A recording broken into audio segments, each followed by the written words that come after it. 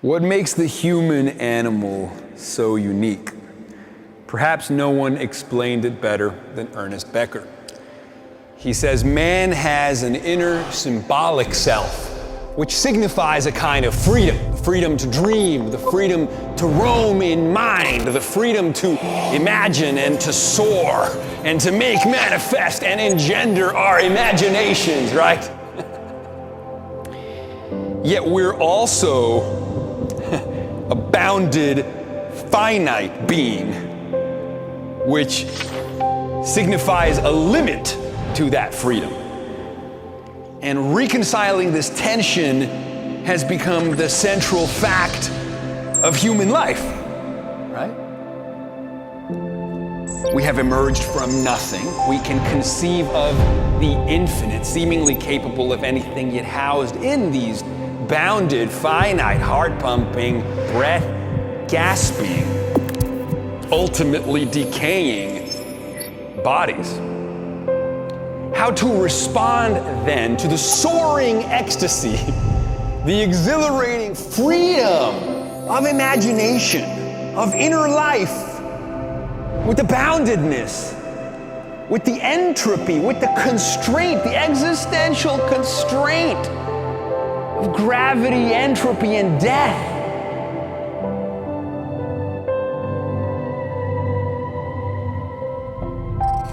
As children, we know not our limitations.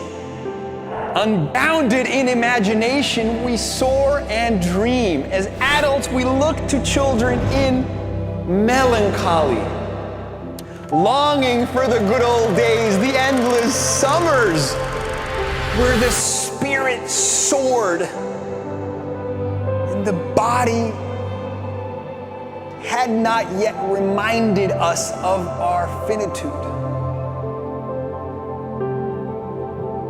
And then we hit a wall, and then we get punched in the face, and then someone we know gets sick, or grandma and grandpa die, and all of a sudden, death comes into awareness, the limitations, the trauma of realizing the awareness of mortality. It starts to haunt our dreams. The post-traumatic stress disorder that follows the realization that we are beings that die is something we spend the rest of our lives trying to transcend and trying to curtail. We are kicking and screaming and shaking in anguish, anxiety and depression, the looping thoughts and ruminations that are really just stories ultimately rooted in the genesis and terror and quaking annihilation of knowing, oh my God, die?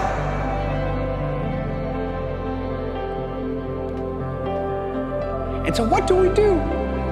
Is there any healthy response then to this conundrum?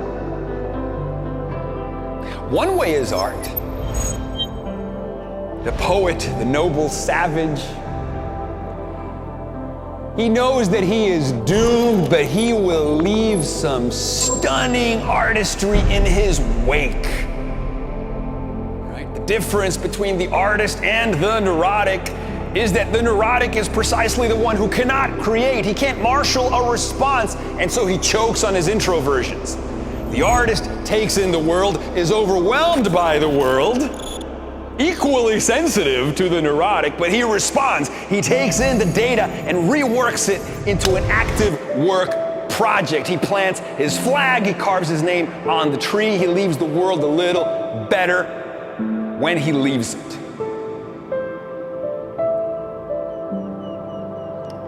And maybe there's a third response as well. The scientist, the engineer, the human enterprise, the creative capacity to make manifest mind in the world, to impregnate the world with mind and creativity and innovation and technology. As David Deutsch said in The Beginning of Infinity, that is what we do when we landscape the world. We build the cathedrals and the great cities, superstructures that rise up from the earth, directed by human agency.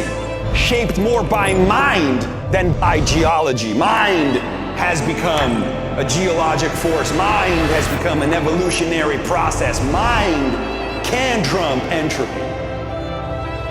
When we direct this creative capacity to the very substrate that houses our minds by programming biology, by hacking genetics, because we are alphabetic all the way down. We are made of language, right?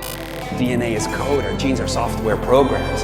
And increasingly our stewardship, our genius, our capacity to reprogram our genes away from disease, away even from aging, will marshal an age of biology where a new generation of artists will be writing genomes with the fluency that Blake and Byron wrote verses. We will turn biology into a canvas for our artistry. We will turn ourselves into poetry. We will not go quietly into that good night. We will rage against the dying of the light. Literally, not just poetically. Our capacity to imagine, said Kurzweil, to create virtual models, virtual realities in our brains, imagination, combined with this thing, the modest-looking thumb, was sufficient to usher in a secondary force of evolution, right? See, I'm keeping it natural. A force of evolution known as us, a way for the cosmos to know itself, directing with its own agency, remaking the world in its image, in its likeness. And it will continue until the entire universe is at our fingertips, until we infuse consciousness, our style of consciousness, into everything. We will cognitize the world. We will impregnate the world with mind. We will sing the songs that orchestrate the universe.